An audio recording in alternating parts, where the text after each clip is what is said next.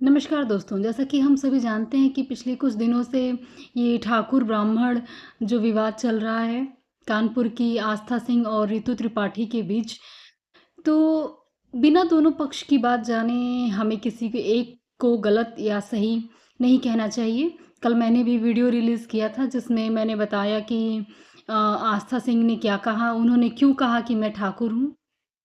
तो दोस्तों मुझे लगता है कि हमें दोनों पक्ष की बात को सुनना चाहिए। तो आइए जानते हैं पूरा मामला। 5 साल से काम कर रही हूँ। वहाँ पर मैंने केवल रिज़ाइन देने के लिए गई थी 6 जनवरी को सुबह 9 बजे मैं वहाँ पहुँच गई थी। 10 साढ़े मैं अपनी नंद के साथ गई थी। 10 साढ़े 10 बजे के आस-पास की बात है, मेरी नंद को वॉशरूम जाना था, वो वहाँ पर गई हैं।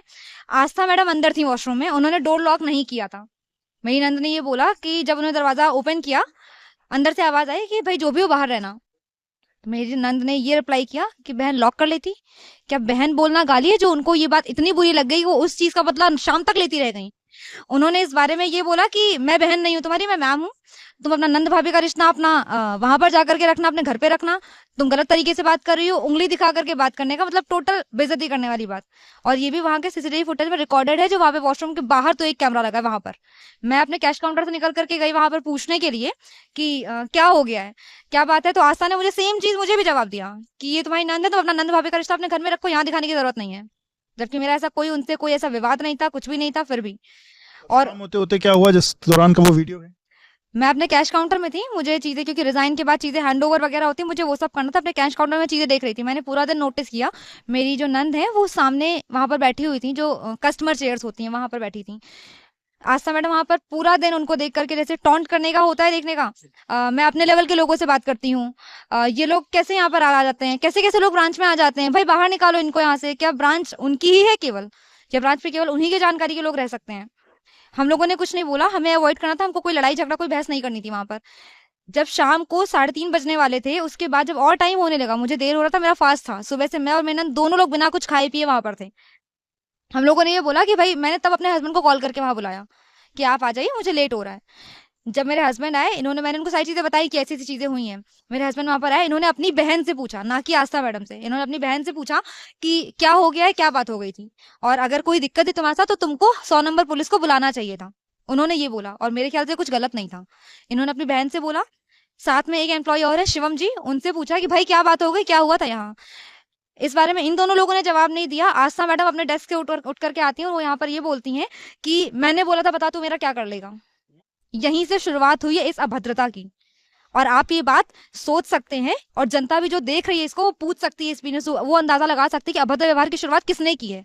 और ये सारी चीजें, मैं फिर बोल रही हूँ, सारी चीजें वहां के सीसीटीवी फुटेज में रिकॉर्डेड हैं। मैं कुछ भी अलग से नहीं बोल रही, मैं कुछ भी ऐड नहीं कर रही हूँ। और जैसा वो एक इल्जाम लगा रही हैं कि मेरे हस्बैंड ने पहले उनसे आकर के, उनके डेस्क पे आकर के उनसे उनका जाति पूछी है, उनको ये बोला है कि मैं उनकी गर्मी और हेकड़े निकाल दूंगा, इस तरह के कोई भी शब्द मेरे हस्बैंड के द्वारा वहां पर यूज नहीं किए गए हैं। ना वायरल वीडियोस में ये कहीं पर भी दिख रहा है, और ना उस कहीं सीसीटीवी फुटेज में आ सकता है, मैं इस बात की गारंटी ले सकती हूँ।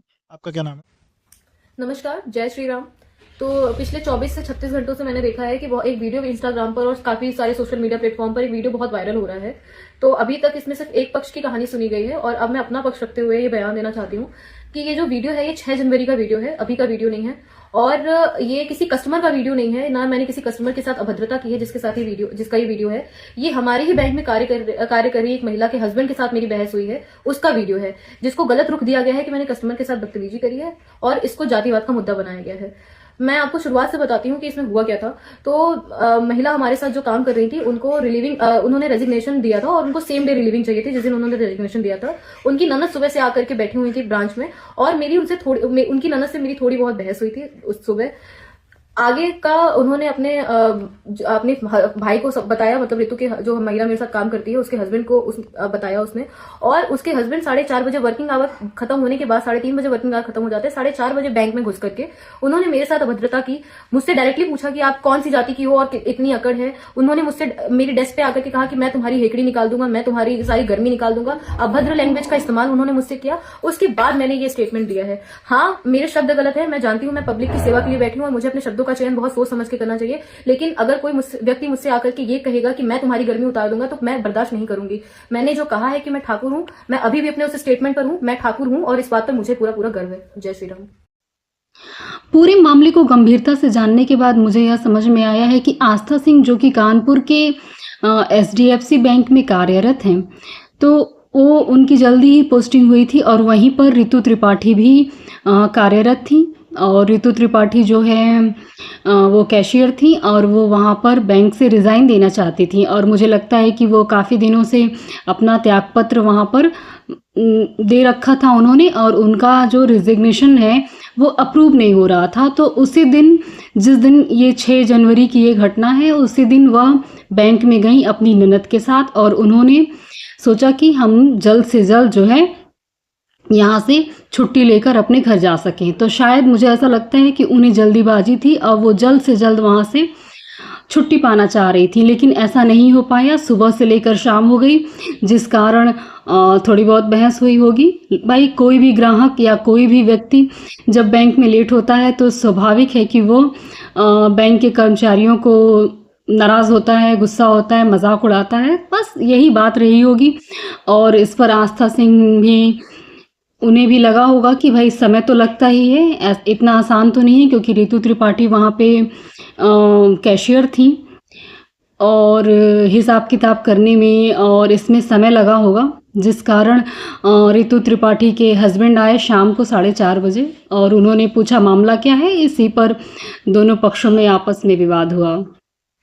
दोस्तों, ये एक ही बैंक में काम करने वाले 2 कर्मचारियों के आपस का लड़ाई है और अब दोनों लोग एक दूसरे को आरोप प्रत्यारोप कर रहे हैं। वो उन्हें दोषी ठहराएंगे और अगला दूसरे को दोषी ठहराएगा।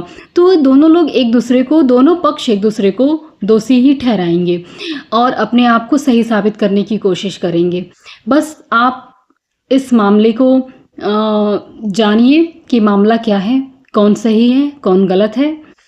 उसके बाद किसी को आरोप लगाइए या किसी का मजाक उड़ाइए। मुझे लगता है कि किसी को आरोप लगाना बेवजह, किसी का मजाक उड़ाना हर हाल में गलत है। हमें ऐसा नहीं करना चाहिए।